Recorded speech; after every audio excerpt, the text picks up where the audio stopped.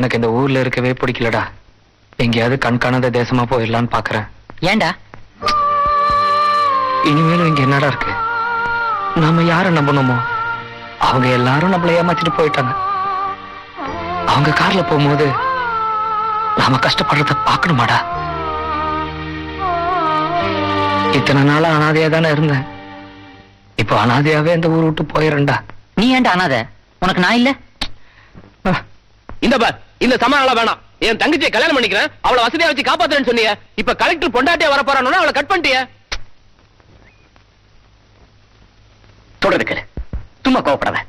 நான் சந்தியாவை கல்யாணம் பண்ணிக்கிறது குழந்தைகளை பெற்றுட்டு கொஞ்சம் விளையாடுறதுக்கு இல்ல. சந்தியாவை வச்சு சில காரியங்கள் சாதிக்கணும். அதுக்காக நான் அவளை கல்யாணம் பண்ணிக்கிறேன்.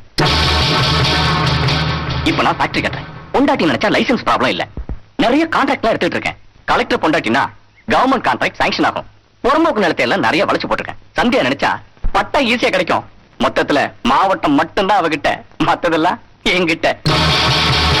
ஆமா, நீ தான் ஏற்கனவே சந்தியாவை கல்யாணம் பண்ணிக்கிறேன்னு சொல்லிட்டு ஏமாத்தின. இப்ப மறுபடியும் எப்படி அவளை நம்ப வச்ச? அதுதான் ஆனந்த். போன மாசம் பிசினஸ் விஷயமா டெல்லிக்கு போயிருந்தேன்ல, ஏர்போர்ட் போற வழியில கார் ஒண்ணு ஆக்சிடென்ட் ஆயிருந்தது. அடிபட்டு கிடக்கிறது யாருன்னு பார்த்தா சந்தியா.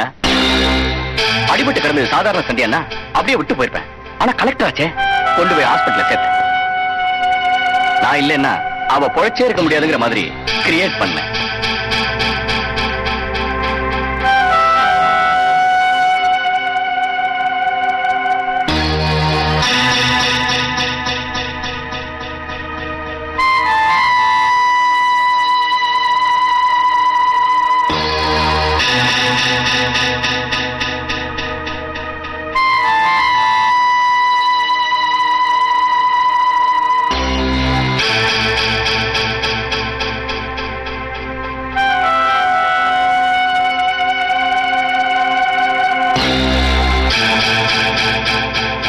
நல்லவனா வாழறதுதான் கஷ்டம், நடிக்கிறது கூட கஷ்டம்.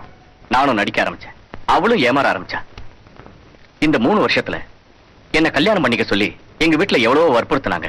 ஆனா ஒன்ன காதலிச்சுட்டு இன்னொருத்திய கல்யாணம் பண்ணிக்க என் மனசு இடம் கொடுக்கல. நான் இதை ஏன் உங்ககிட்ட சொல்றேன்னா, முடிஞ்சு போன நம்ம உறவை திரும்பி ஆரம்பிக்கிறதுக்காகவோ இல்ல மறுபடியும் நாம ஒன்னா சேர்ந்து வாழ்றதுக்காகவோ இல்ல. நீ என்ன மன்னிச்சிட்டேன்னு சொல்ற ஒரே ஒரு வார்த்தைக்காகத்தான்.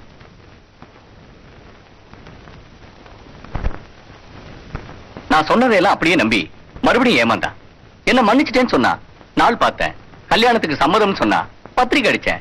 இப்போ தாலி கட்ட போறேன். பாவி, நீ ஒண்ணு கவலைப்படாத. இது இந்த சின்ன பசங்க விளையாடுற அப்பா அம்மா விளையாட்டு மாதிரி. அவளை வச்சு சில காரியங்கள் சாதிச்சுட்டு அவளை கட் பண்ணிடுவேன். அப்புறம் உன் சிஸ்டரை கல்யாணம் பண்ணிக்கிறேன்.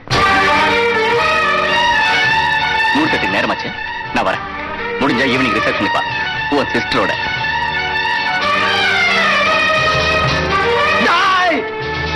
செஞ்ச மயமாத்த பாக்குற உன்ன என்ன பண்ற பாரு. கொஞ்சம் பொறுமையா இரு. நீ ஏன்டா ஆத்திரப்படுற? சந்தியா எப்படி போனா உனக்கு என்ன? கலெக்டர் ஆனவனே நம்மள எல்லாம் மறந்துட்டு போனவதானே அவ. அவன் நம்மள மறந்துட்டு போயிருக்கலாம், அது வேற விஷயம். ஆனா நம்ம கண்ணு முன்னாடி வாழ்க்கை கெட்டு போறத பார்த்து நம்மளால சும்மா இருக்க முடியுமா? என்ன ஆனாலும் சரி, சந்தியா கிட்ட சொல்லி இந்த கல்யாணத்தை நிறுத்தலாம் போறேன். புரியல? டேய் டேய் சுவன் டேய்.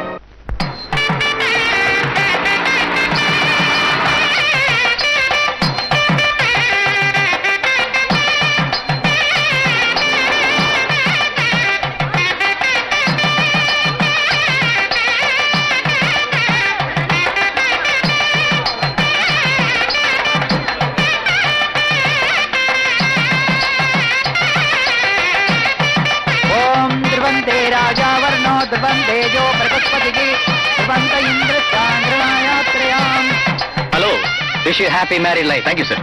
இந்த கல்யாணத்தை நிறுத்தத்துக்காக நிறைய சதி நடக்குது. இன்விடேஷன் இல்லாம யாரையும் உள்ள விடாதீங்க. மீறி யாராவது வந்து அடிச்சு வெளியே அனுப்புங்க. இது கலெக்டர் அம்மாவோட உத்தரவு. Okay sir.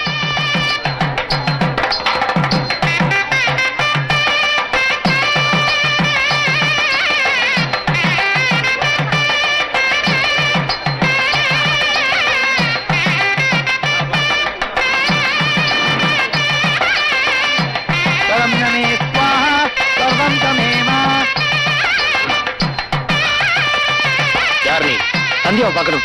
இன்விடேஷன் இருக்கா? இன்விடேஷன் இல்ல சார், ரொம்ப முக்கியமா சந்தியாவை பார்க்கணும். அதெல்லாம் யாரையும் பார்க்க முடியாது. உங்ககிட்ட எனக்கு என்ன பேச்சு? நான் அங்க பேசிக்கிறேன். சொல்றேன்.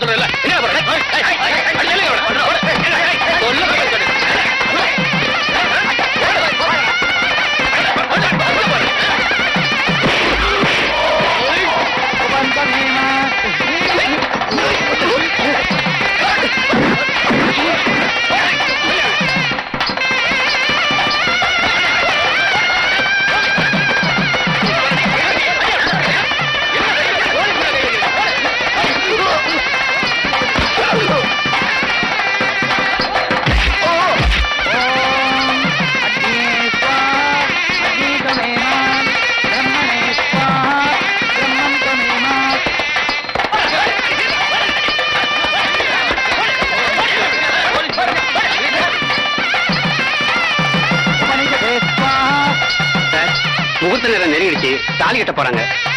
இவனை தூக்கி வெளியே போடுங்க. வாங்க.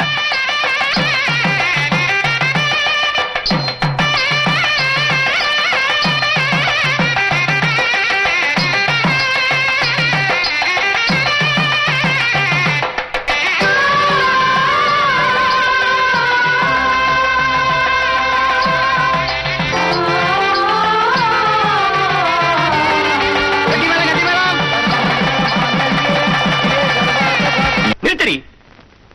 நீ கல்யாணத்துக்கு சம்மதிச்சுட்டு இன்னைக்கு தாலி கட்ட போற நேரத்துல 1000 பேருக்கு முன்னாடி ஏந்திரிச்சு வந்துட்டியே, இதுக்கு என்னடி அர்த்தம்? இந்த கல்யாணத்துல எனக்கு இஷ்டம் இல்லைன்னு அர்த்தம். ஏன் இஷ்டம் இல்ல? ஏனா ஐஏஎஸ் படிச்சிருக்கிற ஏன் ஸ்டேட்டஸ் எங்க? ஆஃப்டர் ஆல் பிஎஸ்சி படிச்சிருக்கிற ஓ ஸ்டேட்டஸ் எங்க? ஏமா ஸ்டேட்டஸ் பார்க்க இதுவா நேரம்? உங்க கௌரவ பிரச்சனைல அனாவசியமா கல்யாணத்தை நிறுத்தாதீங்க. அதெல்லாம் பார்க்க முடியாதுங்க. ஒரு விளக்கு எரியணும்னா ஒரு தீக்குச்சி அணையத்தான் வேணும். தீக்குச்சி அணையதேன்னு அனுதாபப்பட்டா அப்புறம் ஆயுசுக்கும் இருட்டுல தான் நிக்கணும். கல்யாணத்துக்கு இஷ்டம் இல்லனா அப்புறம் எதுக்கு நீ சம்மதிச்ச? எதுக்கா? அன்னைக்கு என்ன கல்யாணம் பண்ணிக்கிறதா சம்மதிச்சு நிச்சயதார்த்தமும் பண்ணிட்டு சொத்து போன உடனே தூக்கி எரிஞ்சியே, அதுக்கு ஒரு பாடம் சொல்லத்தான். டெல்லியில வச்சு உன் பேச்ச கேட்டு நான் ஏமாந்ததா நீ நினைச்ச. ஆனா ஏமாந்தது நான் இல்ல, நீ. கலெக்டர் பொண்டாட்டியானா நிறைய காரியம் சாதிக்கலான்னு நீ கல்யாண பத்திரிக்கை அடிச்ச. ஆனா இந்த கல்யாணமே ஒரு நாடகம் தான்னு நான் ஏற்கனவே விஸ்வத்துக்கு லெட்டர் எழுதிட்டேன். நான் நினைச்ச உன்னை எப்படி வேணும்னாலும் பழி வாங்கி இருந்திருக்கலாம். அது உனக்கும் எனக்கு மட்டும்தான் தெரியும்.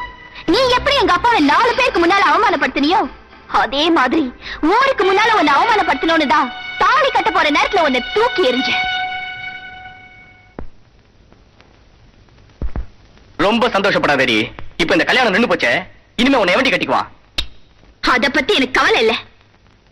ஆனா தாலி கட்ட போற நேரத்துல இந்த மாப்பிள்ளை எனக்கு பிடிக்கல, இவரை கல்யாணம் பண்ணிக்கிறத விட காலம் பூரா கன்னியாவே இருப்பேன்னு கல்யாண பொண்ணு சொன்னதா நாளைக்கு பத்திரிக்கையில கொட்ட எழுத்துல செய்தி வருமே. அப்ப எந்த முகத்தை வச்சுட்டு வெளியில வருவேன்? யார் முகத்துல முழிப்ப? எந்த பைத்தியக்கார பொண்ணு எனக்கு கல்யாணம் பண்ணிக்குவா? எங்க உன் அந்தஸ்த வச்சு இப்ப நடந்தது நடக்கவே இல்லைன்னு பண்ணிட்டு பாக்கலாம். இப்ப தெரியுதா? அந்தஸ்துங்கிறது வீட்டுக்கு வெளியில மாட்டி இருக்கிற நேம் போர்டு மாதிரி. அது அடையாளத்துக்கு தானே தவிர அவசியத்துக்கு இல்ல.